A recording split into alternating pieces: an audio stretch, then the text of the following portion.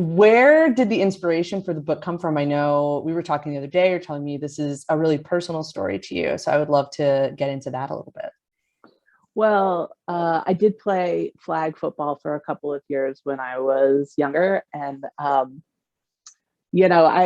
was always interested in like doing the things that my older brother was doing. I wanted to join the Boy Scouts and was prevented from doing that. I wanted to play baseball and ended up on the softball team.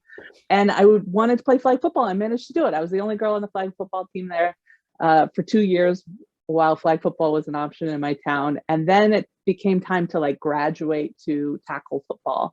And I sort of, looked around me. I was getting older at that point, and I think I was in middle school. And it's not that the guys were like mean to me, but they weren't welcoming. It was clear that nobody on the team particularly wanted me to be on the team, and my friends who were girls didn't really understand or care that I was doing this thing. And it just sort of realized that like nobody wanted me to play football but me. And so I ended up not pursuing it. But clearly I never stopped talking about it, because here we are 20 years later and I have written a book about it. So something that stayed on my mind. So maybe a little what if, a little wish fulfillment, perhaps on some level. Yeah, a little. And the thing that's changed a lot is when I was growing up in the 90s, there were very few girls on football teams. It happened, but the numbers today, there are so many more girls playing football than there used to be. It's like exponential growth. And so it felt like just having like, oh, there's a girl on the football team kind of a book was like, it's very 10 years ago kind of idea, So this is a book where there's 5 girls on the football team and they don't all like each other. So now what? Yeah, it's like they're fighting against themselves. They're also fighting against the coach, the boys on the team, the school, the town.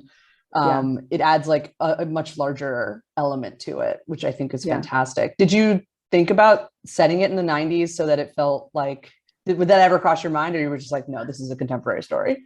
I think about the 90s a lot, and obviously, I went back and reread some of my old journals when I was writing this book, and those are period pieces now. I guess I just worry that 16-year-olds today would pick up a book set in the 90s and be like, I don't get it. Why don't they look it up on the internet or something? I don't know.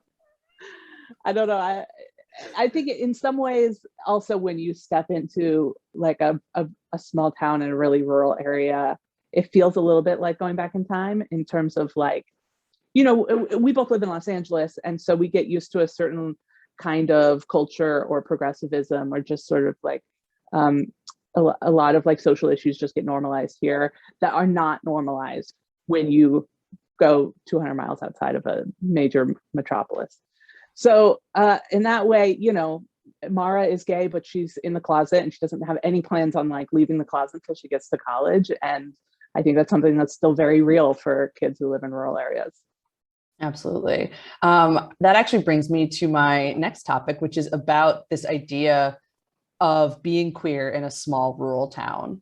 I think that's such a unique element of the story. It could be set anywhere, but this is the story you're telling, and I love that because it's such a huge part of it. It's like, like the queer issues that affect you when you're a teenager growing up in a rural community in a small town versus if you're growing up in a bigger city, they're completely different. And and so that was based on where you grew up a little bit? It's a little bit. It's like this town's a little more rural and a little bit more like ranchy than where I grew up, but it's not based on where I grew up. I think when I like look around, my group of friends here in Los Angeles and the kinds of issues that affect queer people in big cities, it's just very different than the kinds of issues that affect you when you are a teenager in a tiny town in a tiny high school, because there's a scarcity in these small towns. And the title of the book is Like Other Girls, which is about this idea that sometimes people, like especially men, will try to praise a woman by saying, oh yeah, I like you, you're not like other girls, which is like kind of a cool way to to praise one woman while throwing the entire rest of her gender under the bus. You know, it's like not actually a compliment. It's actually pretty misogynistic. And so, you know, I kind of wanted to get under this idea of who is and isn't like other girls. And in some ways, you know, Mara thinks at the beginning of the book she's not like other girls, because in some ways she's not. She looks around her tiny high school, you know, and she doesn't see a lot of other girls like her. There's even a character named Carly who is a lesbian, but she looks at Carly and is like, that girl is not like me. That girl is the opposite of me in so many ways, even though we're both gay.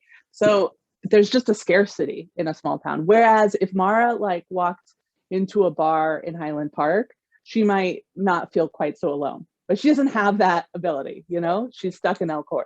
Well, first of all, she's too young to walk into a bar. Okay, Britta? Yeah. But if she attended a sporting event, yeah, that's right. She would blend in perfectly. If we could get her to a Seattle Storm game immediately, she would feel so much more at home.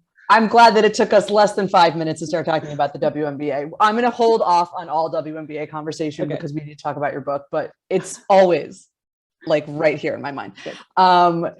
The idea of like something I love about the book is that this is not really a coming out story. This is not about Mara coming to terms with her queerness. It's more about her struggling with her gender presentation and how she fits in this town, in this world, in her family, on the team, with her friends. Like, I think that's so interesting and so exciting to see. I feel like even like the books, like the queer stuff I did read growing up really never dealt with any of that. It was so much more about coming out.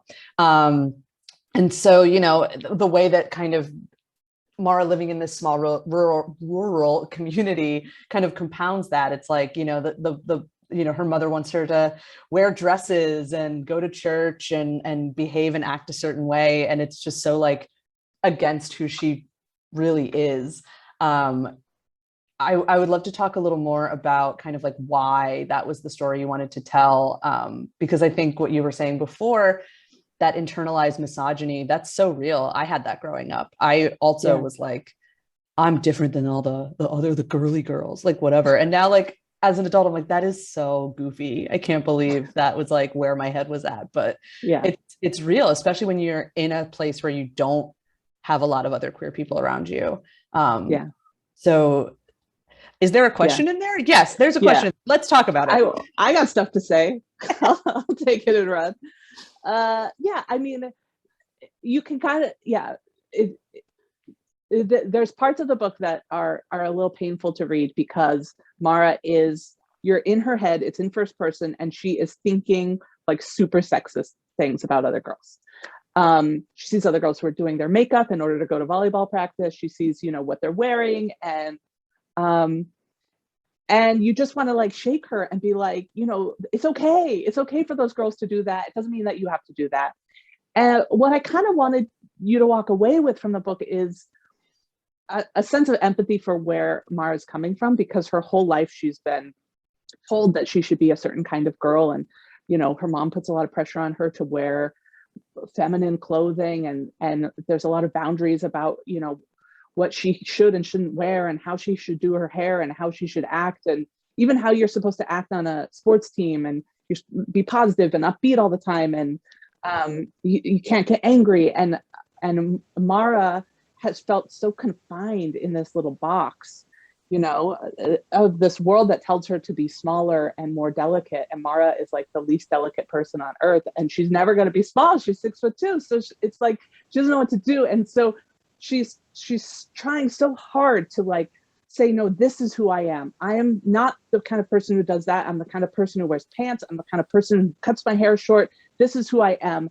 And where she oversteps is when she starts to think, and it's better than the girls who do something else.